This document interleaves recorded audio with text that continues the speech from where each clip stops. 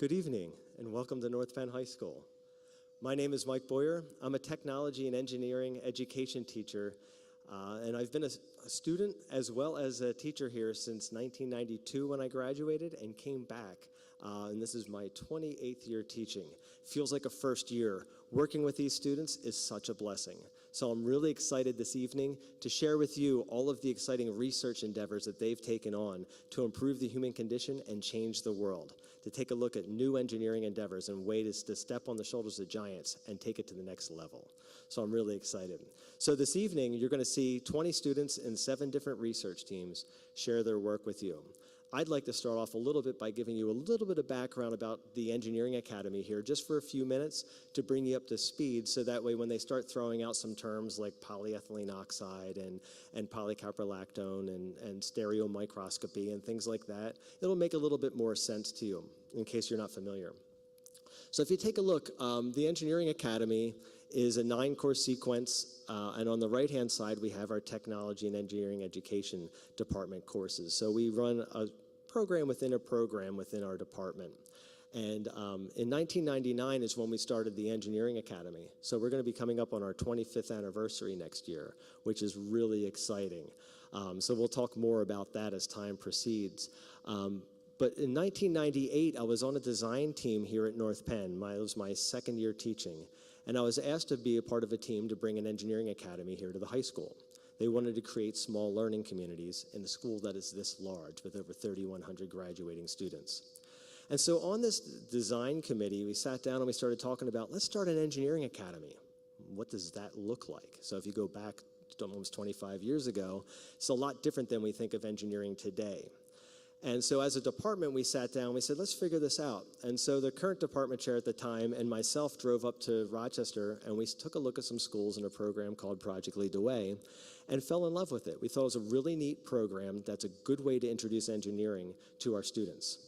And so we started off getting trained up at RIT up in New York and started running the program and fell in love with it. It was a great opportunity and something that we as a department really jumped into, and we were able to run the curriculum as we wanted to. So we'd have our course requirements, but we can custom tune it.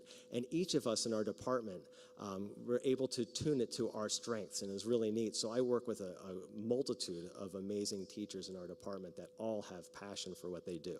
It's exciting. So the senior capstone course is called Engineering Design Development of the Engineering Academy. And in this course, the students that you're going to see tonight have taken all of the work they've done over the past 3 years in the several different courses that we offer and use it to solve a problem.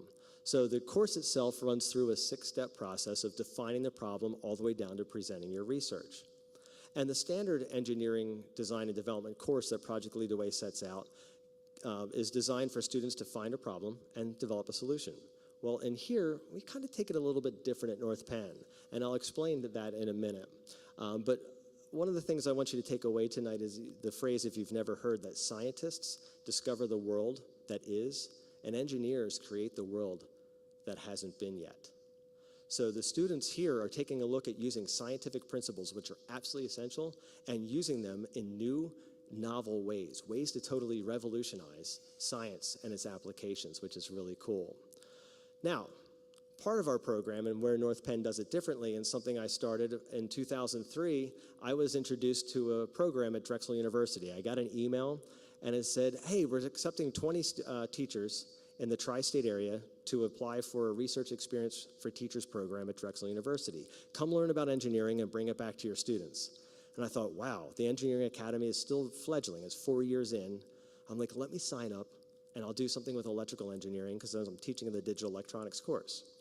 Well, I sign up, and Dr. Frank Coe, who's now up in Canada at UBC, he sent me an email. He's like, Mike, I'm in China giving a presentation right now, but do me a favor, read this research paper. This is what your work is going to be on.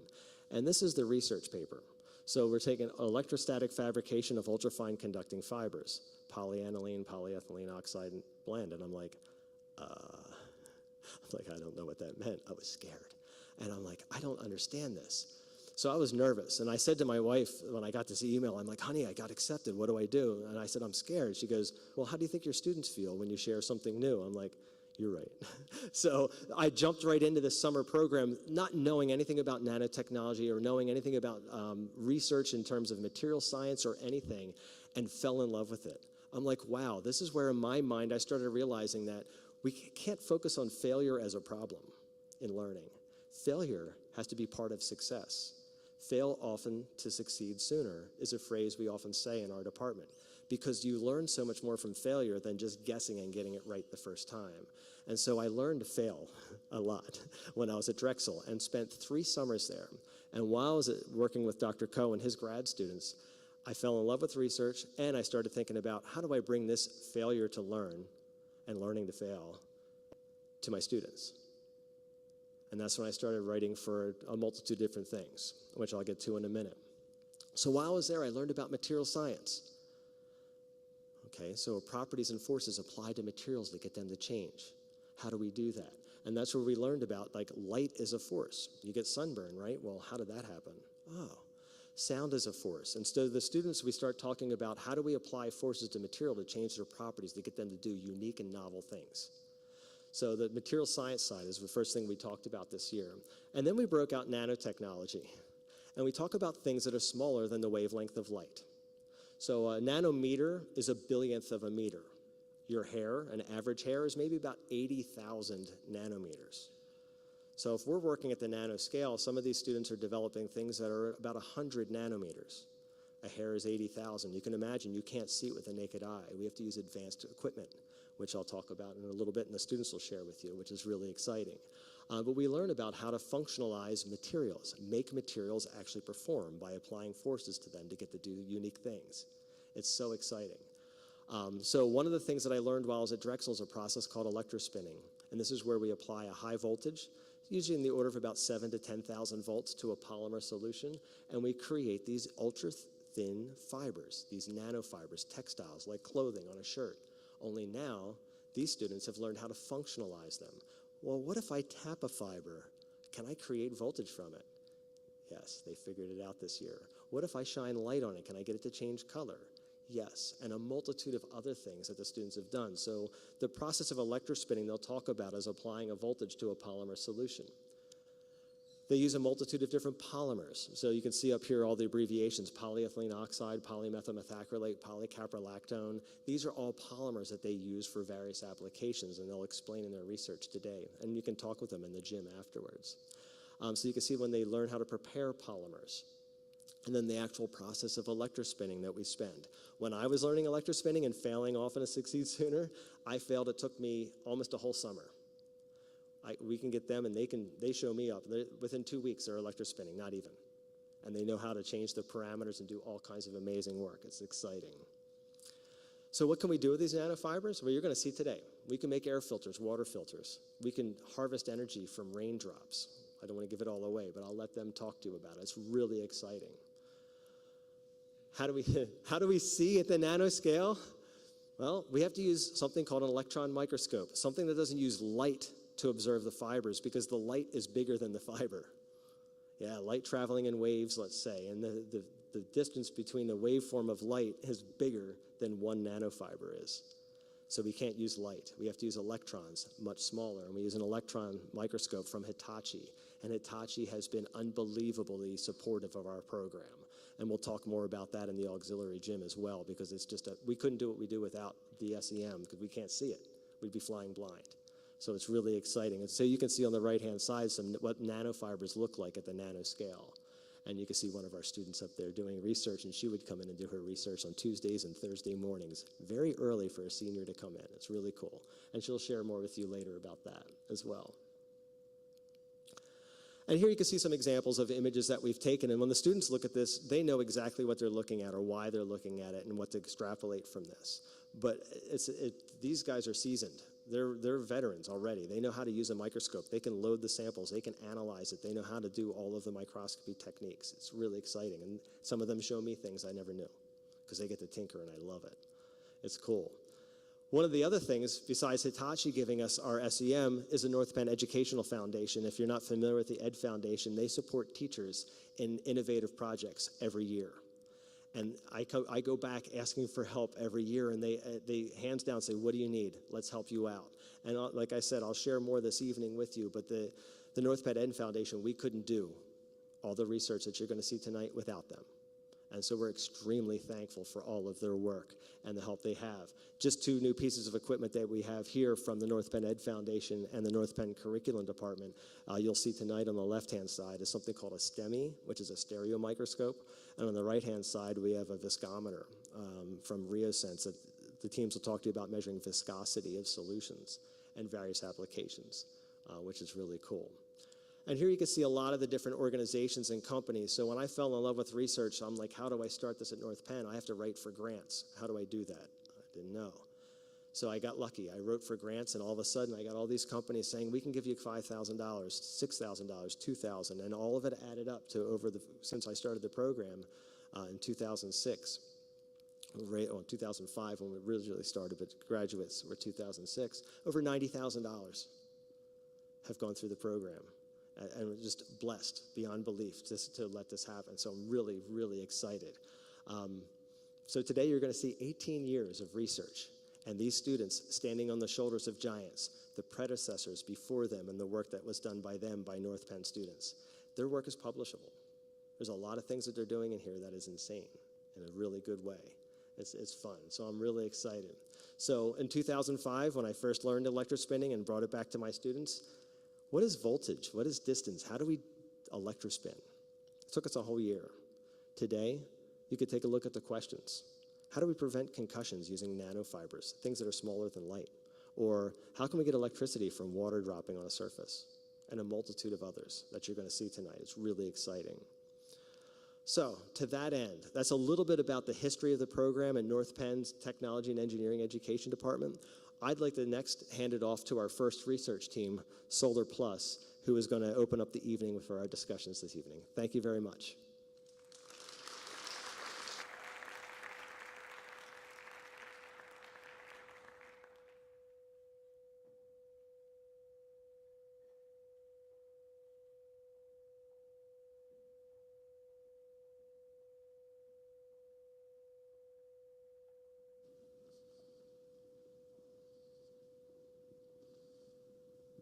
All right, good evening, everyone. Thank you guys for coming out. I'm Kevin Fennell. I'm Karen Pelletier. And I'm Jonathan Kim, and we are Solar Plus.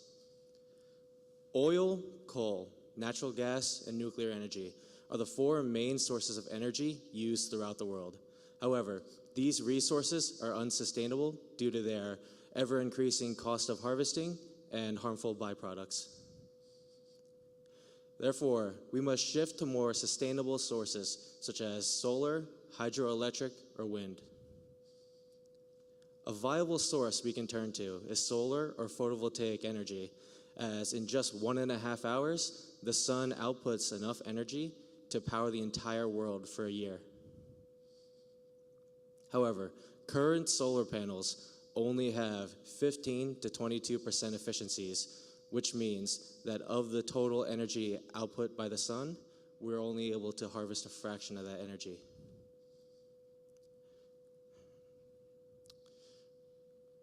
Within photovoltaic energy harvesting, there are 2 main collectors used: solar cells, which are primarily silicon-based, and Gretzel cells, which are made with more environmentally friendly materials.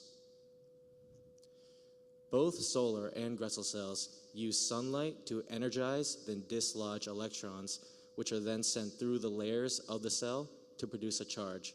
However, unlike a solar cell, a Gretzel cell uses a non-galvanic chemical reaction in which the utilized electrons are sent back through the cell to their original positions, allowing the cell to internally repair themselves. This year, our goal was to improve the efficiency of photovoltaic energy harvesting with our focus and experimentation on Gretzel cells. So this is a diagram of the 6 layers of a Gretzel cell. The first layer is conductive glass. Although it is a very simple principle, it's very important to the cell because of the fact that it can conduct electricity while also being transparent. Titanium in tandem with anthocyanins allows for the cell to absorb light and disperse electrons across the other layers, which essentially creates the electricity. Iodine acts as a pathway for these electrons for them to get from one layer to the other. Carbon layer shoots these electrons back up to the original layer and allows the cell to repair itself infinitely. All sandwiched together with another layer of conductive glass to hold it all together. For our first experiment, we made our first Gretzel cell. We individually went through the process of creating each of our layers, and we put them all together and connected them using binder clips. After we created this cell, we tested it. We tested for our voltage, our current, and we found our power, and then we got our efficiency. In order to test this cell, we needed to characterize it. To do this, we used our Keithley 2450 meter, which we used to measure our voltage and current, and we also measured our power using an IV power curve. After making our first few Gretzel cells, we decided to look into a new approach to increase our efficiency. So we looked into electrospinning our titanium layer. In order to do this, we first devised an experiment to test electrospinning to our glass slide. So we used PEO, and we created our own collection plate to electrospin to our glass slide. After we realized that this worked, we then used our own polymer, which is devised of polyvinyl prolidone, ethanol, glacial acetic acid, and titanium isopropoxide. Using this polymer, we replicated the electrospinning process, and after collecting these fibers on our glass slide, we then annealed it and threw it into our SEM to analyze the fibers.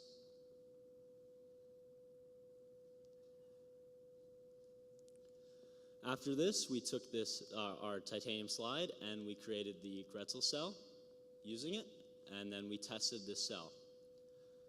Unfortunately, we did not get the response we were hoping for, and our voltage and current were both extremely low, resulting in a low power, and our efficiency was almost nothing. After this, we looked into a new method of, once again, increasing our efficiency. So we looked into extracting our anthocyanins from the blackberries that we were using to make it easier to apply them to the titanium slide. To do this, we threw our blackberries into a vial with deionized water and ethanol, and we put that into a centrifuge and spun it until the liquid and solid were separate. We then extracted that liquid, which was the anthocyanins, and we soaked our titanium cell in the liquid. And then using that slide, we made our Gretzel cell. After testing this cell, we also had disappointing results. We found our voltage and current once again to be very low, which once again resulted in a low power and almost non-existent efficiency. After this, we decided to take a step back and revisit our electrospinning process. We decided to add another step to this process, as well as change our collection method. We collected our fibers onto a copper plate and once again annealed them, but after we did that, we took our fibers and we crushed them up. We decided to use 25 by 25 millimeter glass slides, which are a quarter of the size of what we had been using, in order to, because we had a small number of crushed up fibers. So we created this cell by throwing the fibers in a mix for our titanium slide. And after creating this cell, we tested it, and our results were very positive. We got almost half a volt, and our current was pretty high, so we had a pretty high power, which we were very happy with, and our efficiency was 2.5%. In tandem with this slide, we also created what we called our standard slide, which was using the same size glass slides as the nanofiber slide or cell, and we tested this one as well, which had a slightly lower voltage but higher current, resulting in a higher power, and our efficiency of 4.2%, which was the highest we got all year. All right, so here you can see our voltage throughout the year. Started off around 3,500 or 350 millivolts of voltage, and then we ended up around 500 millivolts, giving us about a 50% increase in voltage throughout the year. Power output, a little bit different. We started out very low and then made a huge jump, about 700% by the end of the year, giving us a very, very good power by the end of the year. Efficiency, same idea as power. Started out very low, ended up very good towards the end of the year. The formula that we use to calculate the efficiency is in the bottom left. Since we did not use the sun for our solar panels, it is adjusted to the light source that we used. So what would we do if we had more time? The first thing we would do is definitely replace the carbon layer with platinum on the cathode, replace the titanium layer with another material, replicate our electrospinning experiment with a different collection plate, and then experiment with FTO-coated plastic, essentially making a flexible solar cell. Thank you guys for coming out, and we'd like to invite Solargy up onto the stage.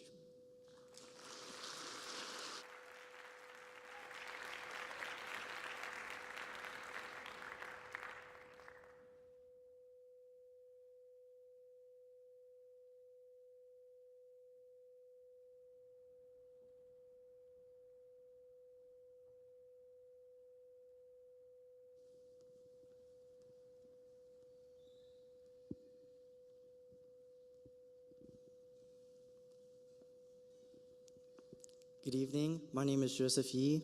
I'm Ryan Gasper. I'm Jay Cherngot. And we're Solargy. 64%. 64% of the energy that we use comes from fossil fuels or other non-renewable energy sources. These non-renewable energy sources are harmful for our environment with effects like pollution and climate change, but are also expected to run out soon. The current solution for this problem are solar panels, windmills, hydropower plants, and geothermal plants. These are methods of harvesting energy without ruining the environment. The solution that we decided to look at was piezoelectricity. What is piezoelectricity? It is converting mechanical energy from stress or force into electrical energy. We wanted to add piezoelectricity to already existing methods of collecting energy, such as solar panels. While the team before us, Solar Plus, worked on increasing the efficiency of solar panels, we wanted to add new methods of collecting energy, such as from raindrops. So, a quick rundown of how piezoelectric material works is that there are atoms in piezoelectric material that are both positively and negatively charged. When a force is applied, these atoms shift, creating an electrical difference. That difference creates a voltage, and the voltage can be harvested with a conductive material on both sides of the piezoelectric material. So for our first time electrospinning polyvinyl leadine fluoride, we chose to use a basic collection plate, and we got low quality fibers that were covered with almost like a gel-like film. And we think this was due to an inaccurate polymer composition. In this next slide, you can see how we have low quality nanofibers underneath the gel-like film. So for our next time electrospinning, we wanted to try to achieve a thickness of 25 microns. So in order to do this, we again electrospun to a basic collection plate and then mounted our nanofibers vertically on an SEM stub. We then stuck this in the SEM and ran a cross section to find that we averaged a 20 to 25 micron thickness. To characterize the store-bought piezoelectric tabs, we used a very basic method of putting it on a voltmeter, and then after we did this, we decided that we wanted to create our own piezoelectric tabs, so we studied how the store-bought one was made.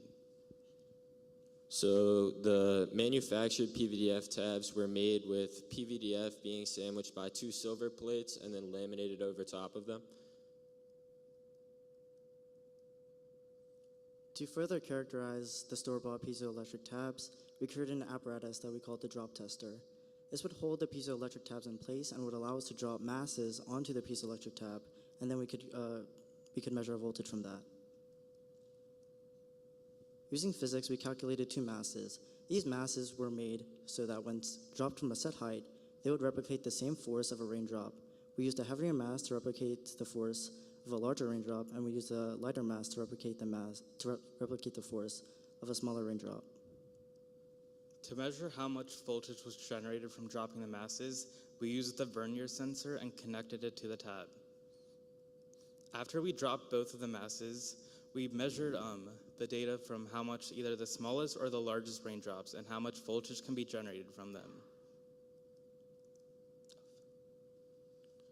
So this is a diagram of our piezoelectric nanofiber or piezoelectric tabs. We, instead of using silver, we switched it to aluminum to sandwich our PVDF as our conductive material. Using aluminum as our conductive material gave us undesirable results. Firstly, we got low voltage readings. It was also not durable. Most importantly, it was non-transparent for our solar panel idea. These are our first 3 piezoelectric tabs that we made out of aluminum. And for our last time electrospinning, we wanted to switch it up and use a different collection method. So instead of using a basic collection plate, we used a rotating drum in an attempt to get better aligned fibers to increase piezoelectric response.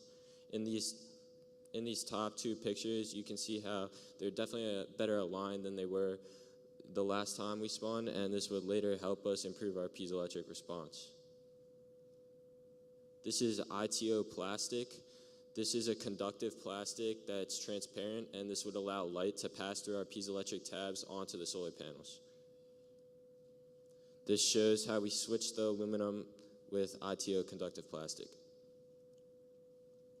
Switching to ITO conductive plastic gave us much better results. We got higher voltage readings, the tabs were more durable, and most importantly, it was transparent. Conducted a transparency test to see just how transparent they were.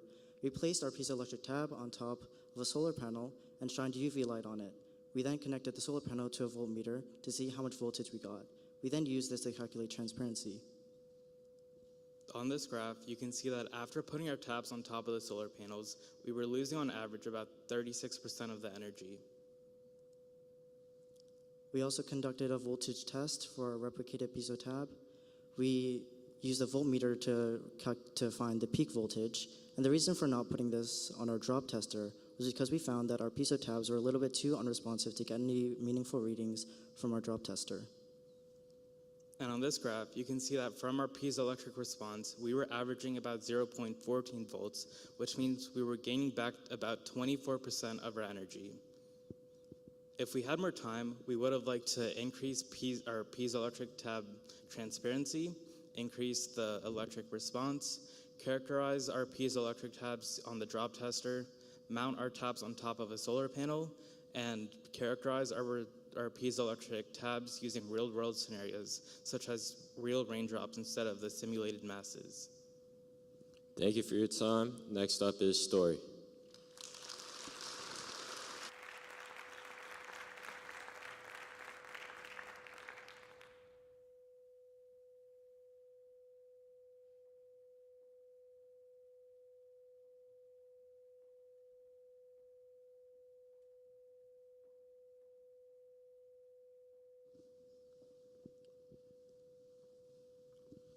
Hi, I'm Logan Giza. I'm Agnes Walker. I'm Leo Smith. And I'm David Liu, and we are Story, a team dedicated to the peer research of batteries to improve their efficiency and make them better overall. So the year is 1800. A scientist by the name of Luigi Galvani had just published his animating frog experiment. In this experiment, he would have brass and iron wires connected to the frog, which would cause the frog to animate. His conclusion was that the frog was producing electricity, which he called animal electricity. However, another scientist by the name of Alessandro Volta believed that rather than producing electricity, the frog was conducting electricity. To prove this, he built a tower with nickel and copper with a brine solution sandwiched between them, and this tower became the first battery created. And ever since the simple galvanic cell used by Alexander Volta in his experiments, we've moved on to modern battery solutions like the lithium-ion battery, commonplace in most electric applications such as phones, tablets, laptops, electric vehicles, and high-density power storage. Though this isn't to overshadow other battery solutions such as lead-lined, alkaline, and zinc-air batteries, commonplace in relative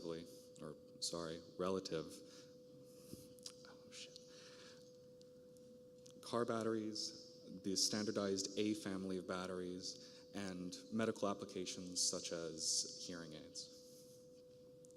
And while batteries have their benefits, they unfortunately have some issues, such as battery degradation, which limits efficiency and lifespan, alongside damage to the battery, and improper storage and operating conditions can lead to the batteries igniting or possibly even exploding, alongside leaking their internal caustic components, with environmental issues like the industry behind their manufacture, and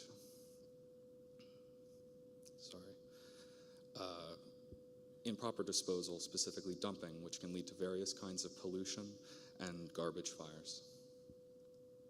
All right, but what actually is a battery? A battery is made up of components, the electrode, the electrolyte, and the separator. So the electrodes have the anode and the cathode, and the electricity, or the electrons, move from the anode to the cathode through the electrolyte, which is their medium. And then we have the separator, which basically just separates the anode and the cathode. And the more porous the separator is, the more electrolyte can move between the anode and the cathode, so the electrons can move. Okay, so the first battery we experimented on was the magnesium saltwater battery. For the salt water in the battery, we used tap water rather than distilled water, since tap water has more minerals in it, which would cause the battery to have more conductivity compared to the distilled if the salt water was with distilled water. After experimenting with the magnesium saltwater battery, we started experimenting with the zinc battery. We believe that the zinc battery was overall more efficient compared to the magnesium saltwater battery. As for the separator in the battery, we used a PCL nanofiber that we electrospun in the lab. As you can see here, the anode, which could be the magnesium or zinc, or the anode, which could be the aluminum and carbon, and the cathode, which would be the magnesium or zinc, would be stacked and sandwiched with PCL separator sandwich in between them, and the veneer sensor, which would help collect the data, would be connected to both the anode and cathode. All right, and here are our separator fibers on the SEM. The image below is our kit separator, which came with our magnesium cutouts, and that is at 400 magnification, and that is comparable to our PCL that we spun at 400 magnification. And you can see how the PCL is much thinner and porous than the kit separator. The top image is our kit separator at 100 magnification, which is more comparable to the PCL. All right, and here are our data for our magnesium battery. So you can see on this graph how the voltage goes from a relatively high voltage to a higher voltage, which are our highest, and then from there slopes down at a relatively constant rate until we had to turn off our data. And you can see our experiments on the chart here, where we started with our standard magnesium carbon battery, and then moved on to our PCL, and then increased our layers of PCL to 3 layers before we added a iron nanoparticle separator in between the 2 other layers.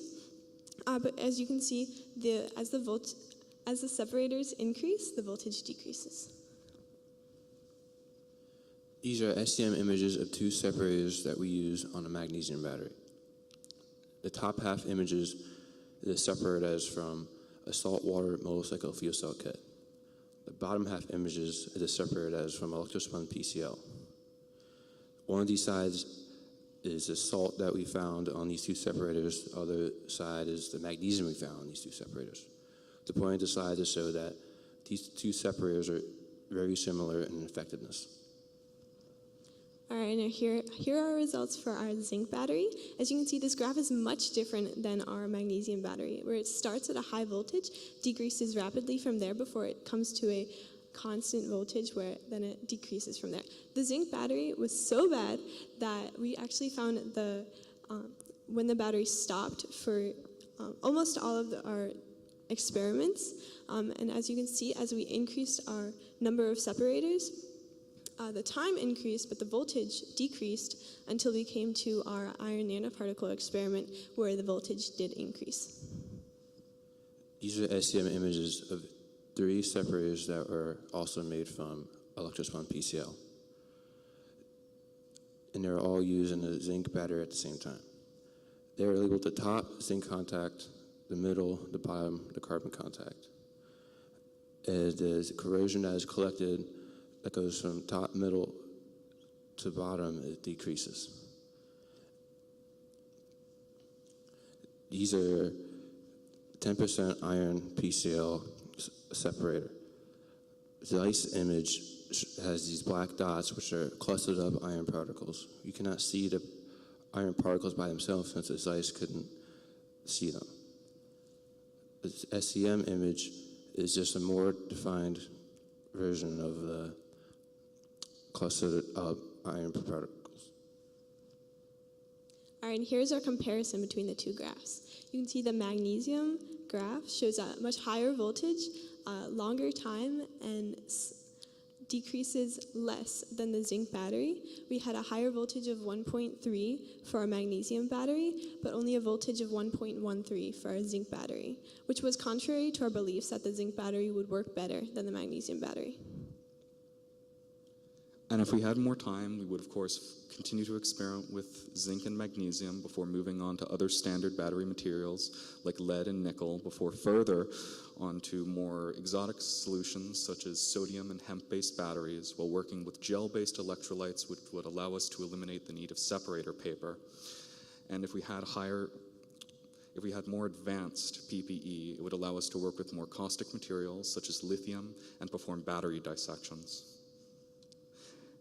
Thank you for your time. That's all from us, and we'll be handing it over to Riotech.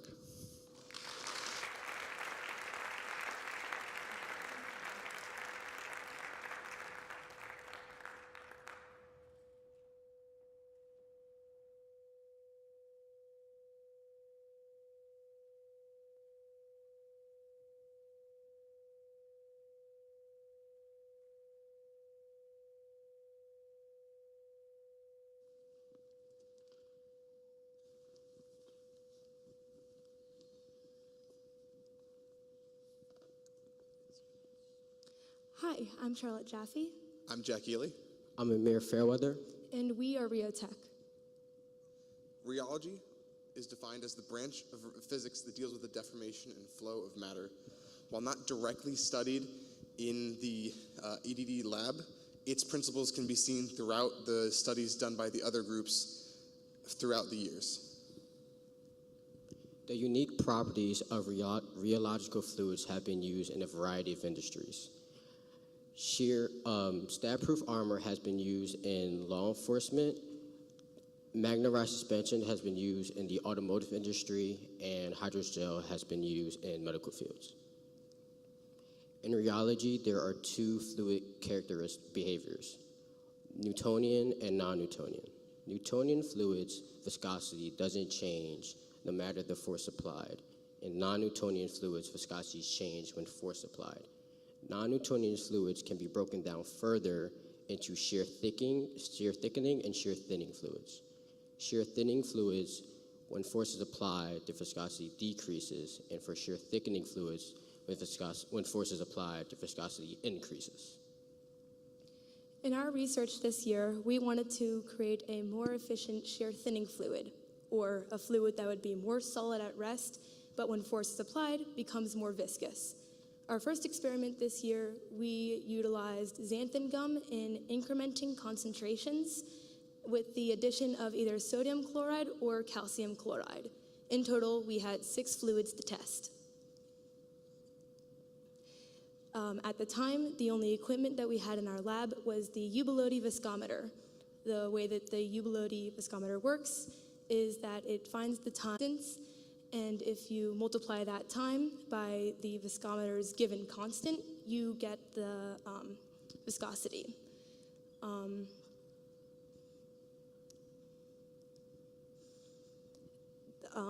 It only worked with Newtonian fluids because of the Newtonian fluids' consistent viscosity.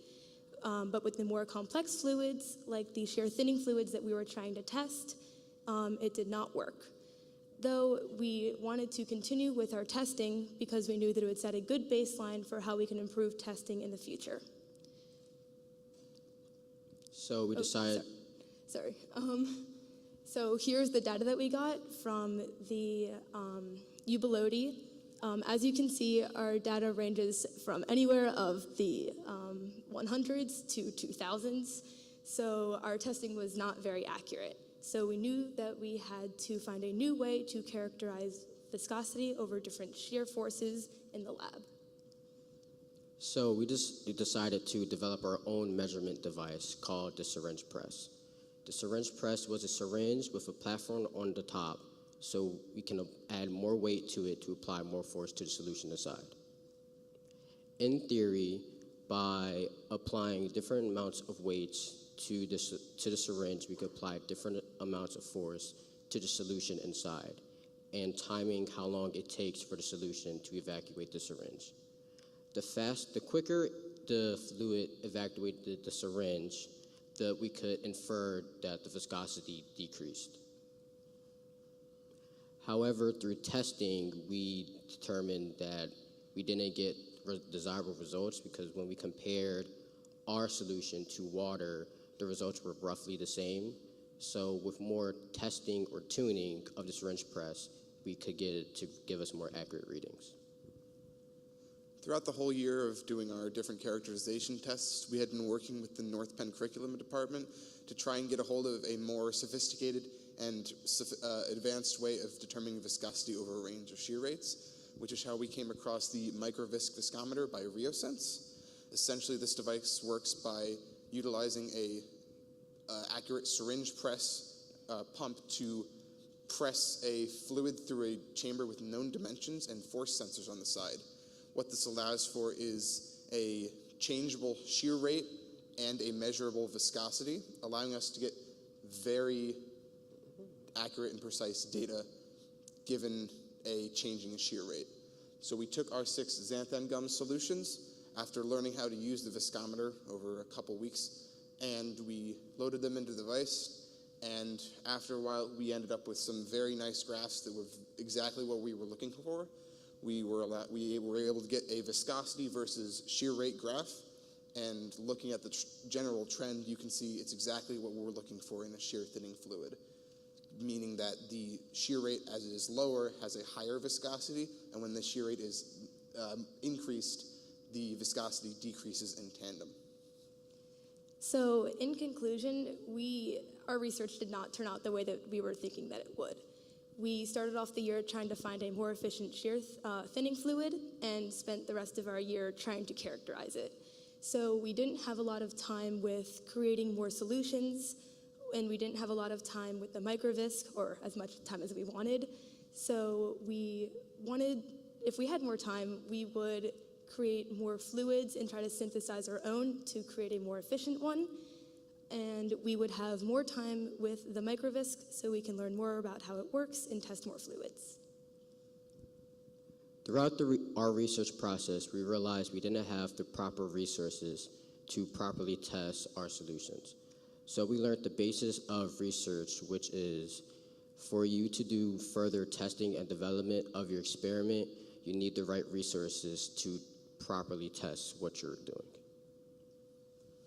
While Charlotte said a lot of our research ended up being simply characterizing the fluids we had created, what we have done is we've laid a baseline of rheology for future years, meaning that when a team is looking to either improve their own research with an aspect of rheology or heavily delve into rheology, they have a baseline to start at rather than being like us and having to start from ground zero looking into the very basics of the research. Thank you very much for your time. We'd now like to move on to TBI Tech.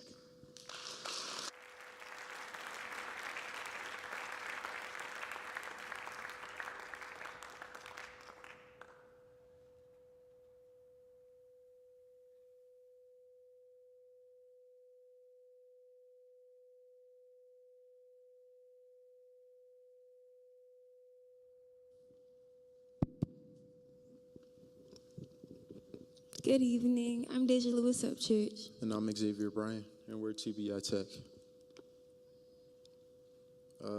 We would like to show you guys a video.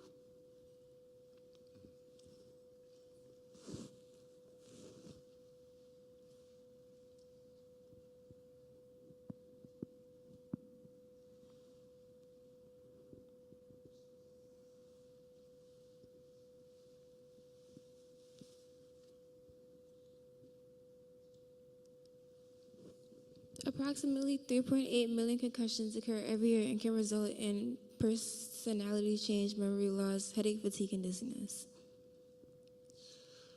Over the decades, football helmets evolved from leather padding to molded polycarbonate hard shells due to the fact that they're safer.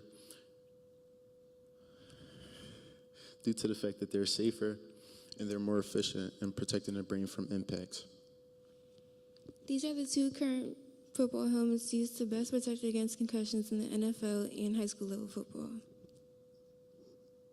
Now, throughout our experiment, we used the vernier track system and weighted sensor cards to measure the impact between all of our materials.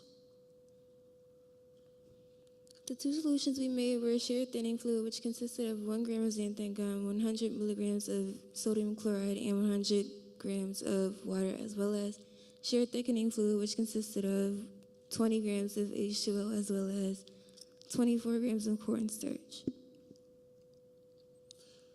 Now, we did all of our tests individually, and at the end, we put everything on a bar graph.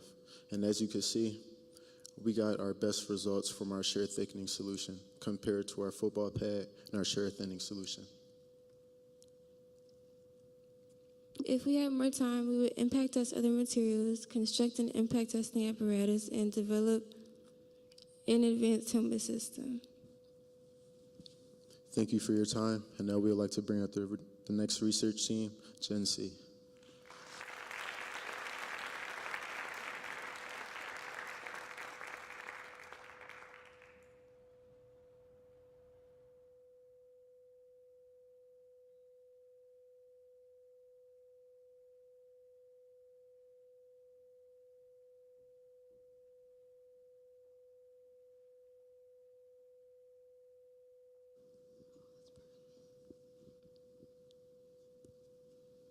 Good evening, everyone. I'm Jaden Manning, I'm Notion Cynthia. And I'm Marianne Matthew.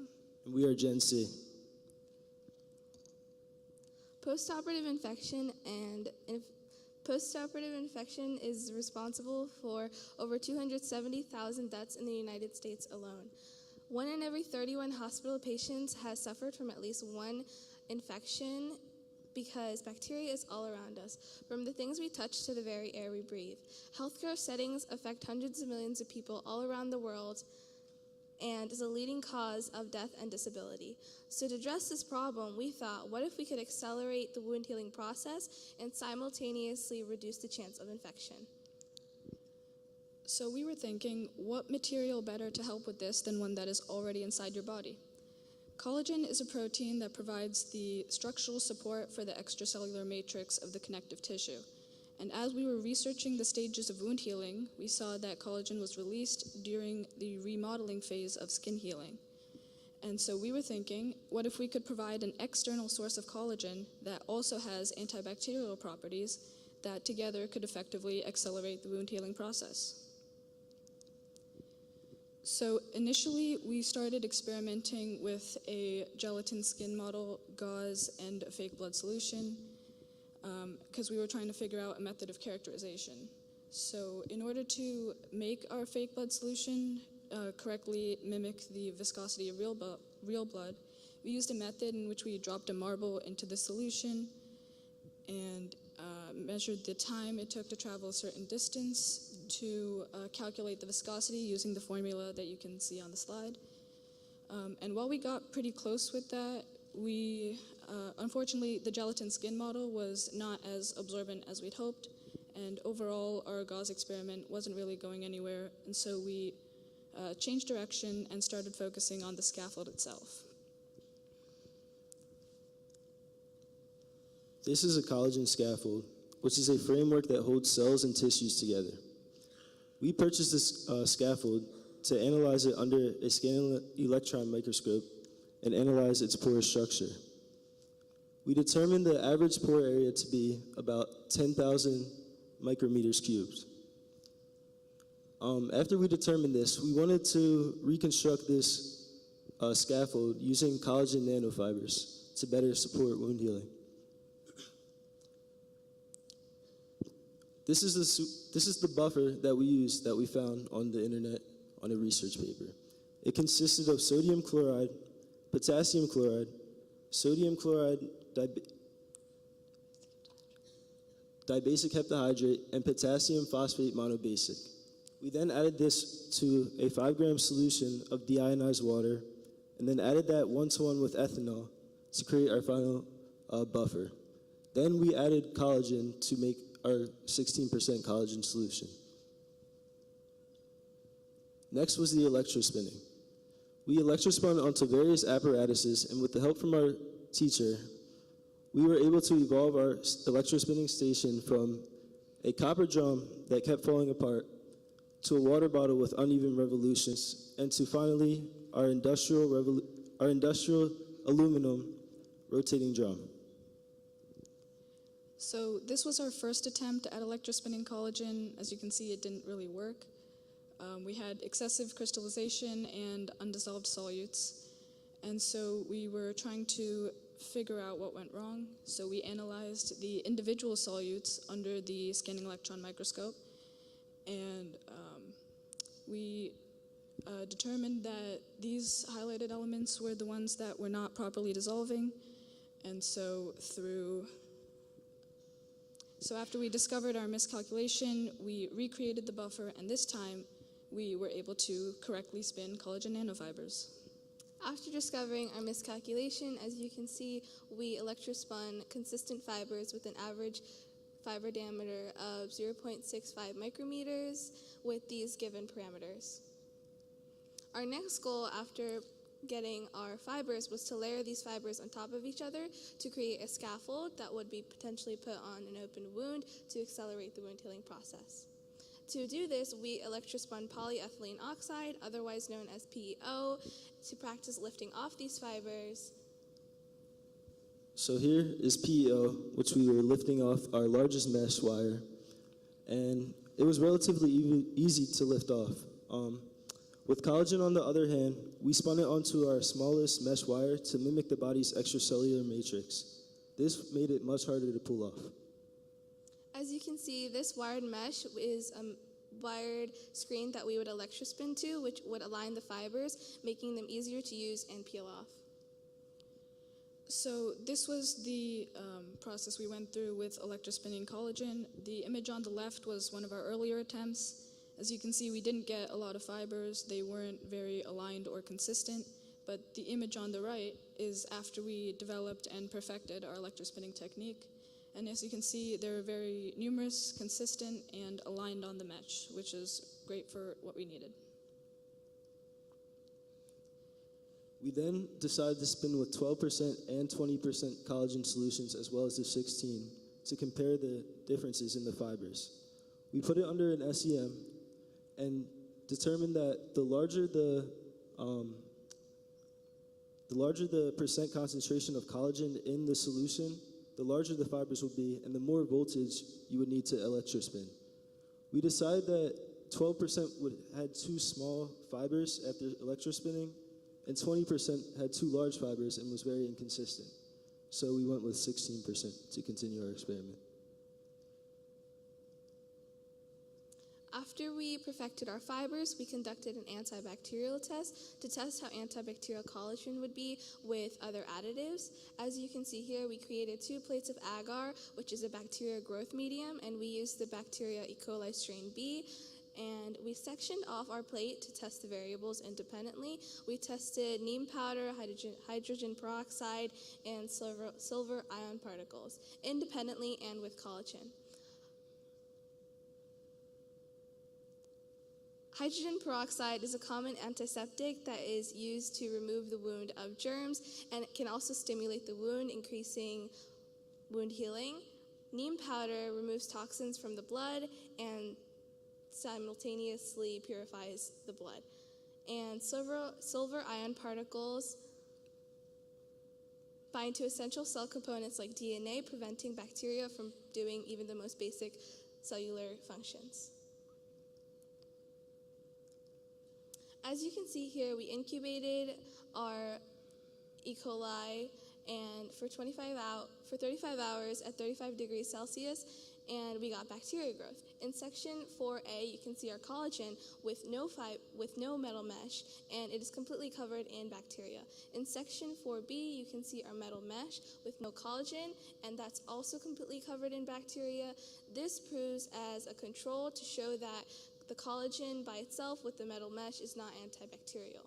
In section 1, 2, and 3, we had a 3% hydrogen peroxide solution that we diluted to create a 1.5% hydrogen peroxide solution and a 0.75% hydrogen peroxide solution. We dropped a drop of this onto our fibers and we incubated it.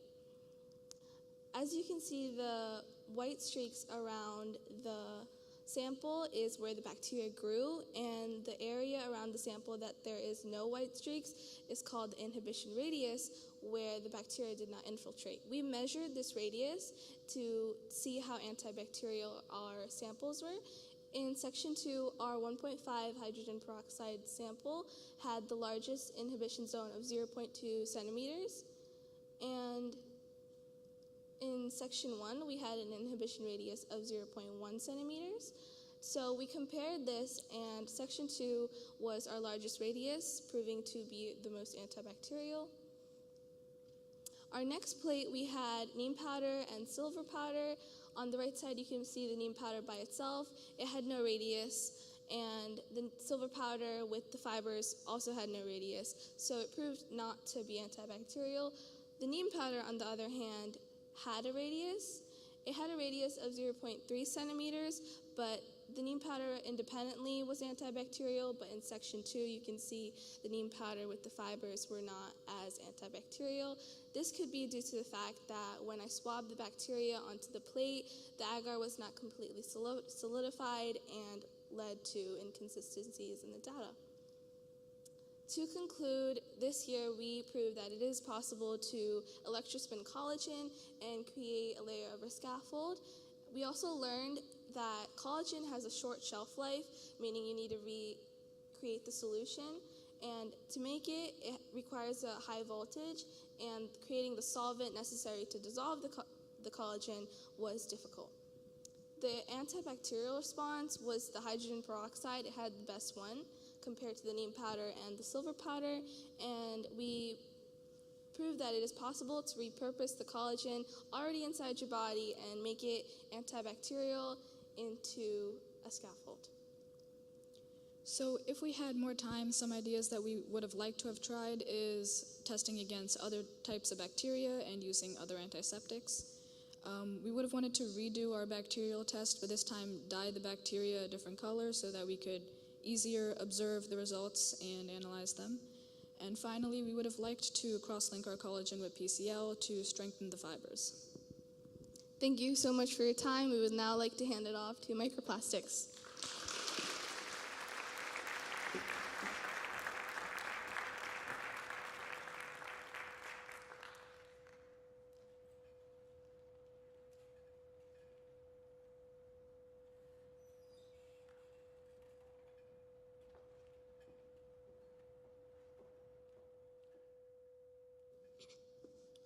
Good evening, everyone. Thank you for being here with us. We really appreciate you spending your time with us, both here and on the live stream. We really appreciate your support. So we are Microplastic Solutions. My name is Sophia Lynn. And my name is Amelia Jones. So what are microplastics? These are microplastics. Microplastics are extremely small. This image was taken with a stereo microscope from a sample from the actual ocean. Microplastics infiltrate everywhere. They are in everything from your local salad and your fish from the market to the big ocean that you swim in and go to your family vacations with. Microplastics are extremely small. They are less than or equal to 5 microns in diameter. You cannot see that with your naked eyeball. Most microplastics come from Our secondary sources, up to 81%, come from that. That means they come from things that we dispose of and toss in our trash cans or recycling bins. They also just come from anything you have lying around the house. So, knowing what microplastics are, we had to find a way to characterize them in our lab. The way that we decided that we needed to do this is we had to find a way to get them out of the water quickly and efficiently. And the way that we did this was by using a Buchner funnel, an Erlenmeyer flask, and a vacuum pump system. So using this, we were able to use more than gravity to pull our water samples through our filters and be able to analyze them in various microscopes. So once we were able to characterize microplastics in our lab, we then decided that we were going to make our own nanofiber filter. And to be able to use these, we decided that the best way to use them was in a series. Using them in a series would allow us to pull out different sizes of microplastics at different levels in each filter. So, knowing that that's what we wanted to do, we then started our journey into making our own nanofiber filter and started by spinning to a window screen. Spinning to a window screen allowed us to align our fibers. However, we found that using this window screen method did not give us an even layer of fibers, and that's just not what we needed in our filter. So we decided that we were going to try a new method to make our filter. So then we decided to abandon the whole window screen idea and spin straight to water. Spinning to water allowed us to have a self-supported fiber. However, we found that in this fiber, it was going to be very hard to control the way that it laid down and the way that the fibers were, and we weren't going to be able to control the porosity like we were looking for. So we went back to the window screen. Instead, this time, we did it on a rotating drum.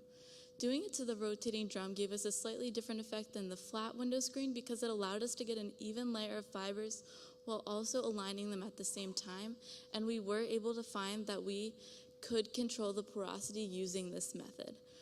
So we found that we were able to control this by using an imaging software to be able to take various measurements to be able to find the porosity of all of our electrospinning methods. And as you can see from our bar graph, that we were able to control the porosity of our rotating drum spin by changing the distance between the rotating drum itself and the electrospinning apparatus, so it proved successful. So, now that we had our filters that we found extremely awesome and ready to use, we decided to make a solution of tap water and polymethyl methacrylate that we ended up mixing with some food dye like you would use in a baking cake or anything like that in order to be able to differentiate the PMMA samples from the actual filters itself, given that the PMMA is naturally clear. We ran that through our 4 different filters that we collected through using the same Buchner funnel and vacuum pump that we had previously done for our characterization. We then researched our filters by putting them under our STEMI. As you can see in these images, our filters were extremely successful in capturing the PMMA particles, which are this round, clear spheres. PMMA is pretty much just crushed up plexiglass, which is pretty cool and pretty close to our microplastics. And on the next slide, we also put the same filters in our SEM, and we were able to discover that the PMMA particles not only embedded themselves on top of or within our fibers to prevent them from fully going through our characterization system, the cloudy stuff on top of the round spheres is also the food dye. So the food dye was also proven successful. With that being said, if we had more time, we'd like to continue formatting and developing our characterization techniques. We'd also like to continue with our filter development and maybe make that series filter that we had initially started out to make. We'd also like to run our microplastic samples and different collection points of data through FTIR analysis, which is another industry standard for the current microplastics pollution research that is happening today.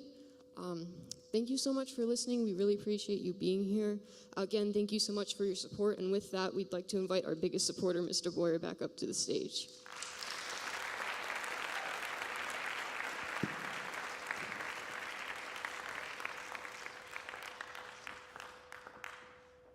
Wow. So first, I'd like to say congratulations to our graduating seniors for making it through the evening and presenting the first half of their research with you. I don't know about you, but for me, it's exciting to watch them work so hard throughout the year and then to share it with you. It is such a blessing for me to be a part of this journey with them. So I thought they did an amazing job tonight. And what I'd like to do at this time is I'd like to bring up all of our graduating seniors up at the stage so we can all see this year's graduating class from the Engineering Academy. Yeah, so if you give them a round of applause, please.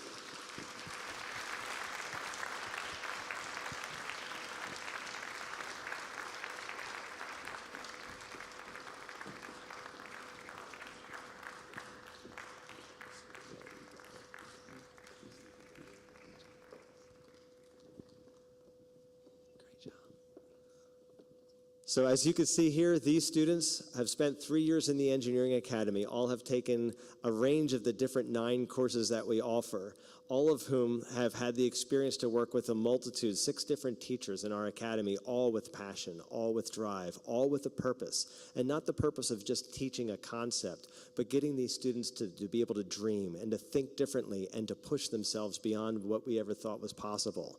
For the stuff that I've watched and witnessed them do this year, I am completely amazed at the amount of progress they've done. If you had seen them when we first were starting and learning the things we've done and the things they're doing now, and they're just beginning, because wait till they get to the university level and be able to knock the socks off of their professors and other research colleagues there. So I'm really excited. So at this time, I'd first like to say thank you to all of you and congratulations on the first half of your symposium.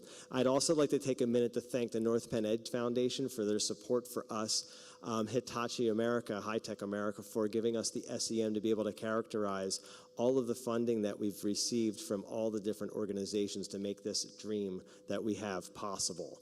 And again, also for the television studio and Mr. Weirman and Mr. Rydell and all of the work that they've done for us here. So we'd like to thank you as well. And at this time, if anybody wants to take any pictures of our seniors up here on stage, we're going to move in a minute down to the auxiliary gymnasium for the final demonstrations and food and snacks for the evening. So again, thank you very much, and look forward to talking with you in a few minutes. Thank you.